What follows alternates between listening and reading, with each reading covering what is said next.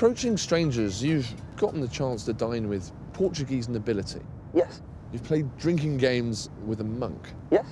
You've been painted nude in Tibet. Yes. You've mediated peace between two warring families who had actually drawn weapons. I tried. You immerse yourself and get involved with many different cultures. Yes. There he is. Hey, What's going on, buddy? how's it going?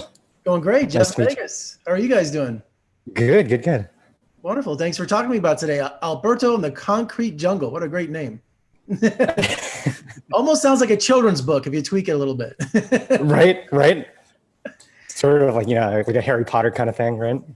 Well, good morning. And my first question is, how did your glass of water taste this morning? Ali, how did your glass of water taste? Mine's right here. It's I have coffee. Good taste. Good taste. mine is it's tasting good, so I think I'm sticking around New York, and yeah.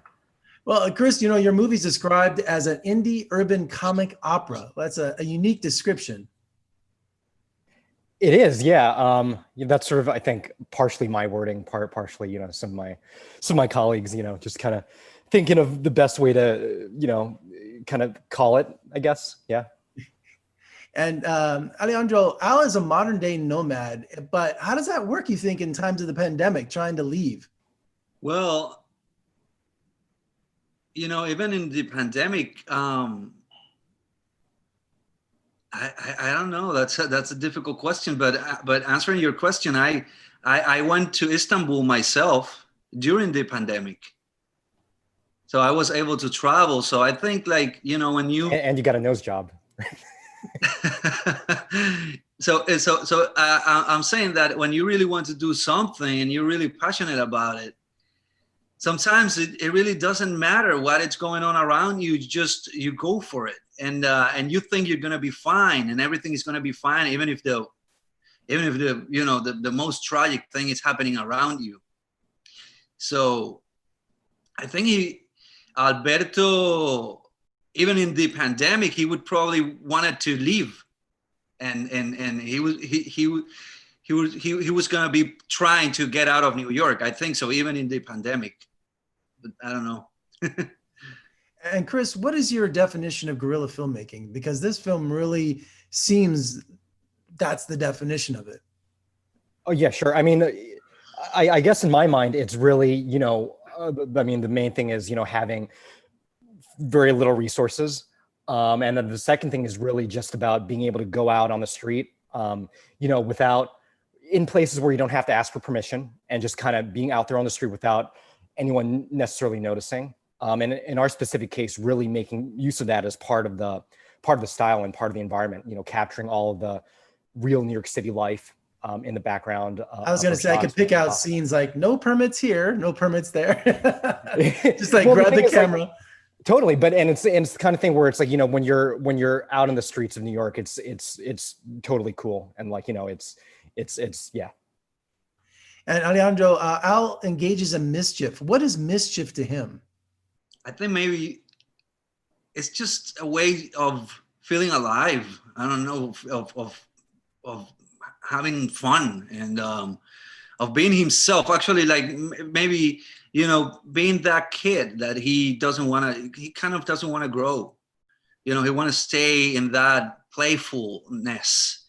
So I think that's very important for him. So that's what it is, like it has to, it's important in his heart to give it a name, and to have like a site in his. I think Chris can say more about it. I think you got it. I mean, that whole playfulness is definitely a part of it. I mean, just for me personally, that sort of playfulness is sort of like how I like to approach filmmaking, but also I guess, again, when I think back to like Indiana Jones, and I mean, like, that's like my inspirations right there. It always had that sort of feeling, and I've always wanted to try to capture it in some way. So, when you say mischief, to me, it's almost like, like what ways can I be rambunctious, and what ways can I try to capture that, that childhood sense of, adventure that I grew up with, really. And tell me about Chris casting out the character of Alberto, because I assume you had a specific character in mind, but I see a lot of Alejandro, right? A lot of his personality just really came through. Totally. I mean, well, that was the big thing, is that, you know, and when we started casting it, and it was really, we didn't have a casting director or anything. So it was really just me kind of spearheading that right from the get-go. And I put up these, these notices for actors, and I kept it very vague at first. I knew I wanted someone with who felt a little bit foreign, and I didn't want it to be like so like pure American or anything. And I remember like I left it very vague. I wanted someone who could, like feel like they could just kind of play around and just kind of feel their way through the part a little bit. And when I brought Alejandro in, it was probably our first, he came into our first audition, and I just kind of I gave him a bunch of different improvisational prompts, really. And I just kind of wanted to see like what he and like other people could just sort of come up with in that kind of way. And we had a number of different types of people, so we weren't looking for anything too specific at that point. I had ideas in the script, but I really wanted to see what the real people could bring to a part. Yeah. Well, it also seemed like there was a lot of room for improvisation, because it just seems like the best moments you captured didn't seem scripted at all. And it's like Al's run. I just love that little thing he does. And like, where'd that come from, Alejandro? That was fun. Yeah. What? His little run, when you do this little kind of when he runs, he does this little kind of bizarre. Yeah. Ali, how'd you come up with your running? Yeah. What part? When he runs for a taxi, when he's running, he does this little kind of like he's running in place, like he's not getting anywhere. It's just. Oh, that was actually Chris. That wasn't me. No, it wasn't. Yeah, that was you, because you. maybe my general. Idea, yeah, that's when I'm running like when I get to the guy, and I kind of say hi to him or something, and it looks like I'm in the same place. I think it was your idea, but I don't know. I mean, a lot of things were just like. But I know there were things like, I mean, and I think we found it as we were filming too, as we went along. Definitely. Like I know you're like, you were telling me like, oh, probably after like a month or so when we were doing this stuff just with you and me, your walk ended up changing quite a bit. I think you were watching one of the PAs, right? And the PA had this very specific kind of like movement. Kind of walking, yeah. And I was like, that is him. That's him. You have to now. It's like now you have to do that. So it's like.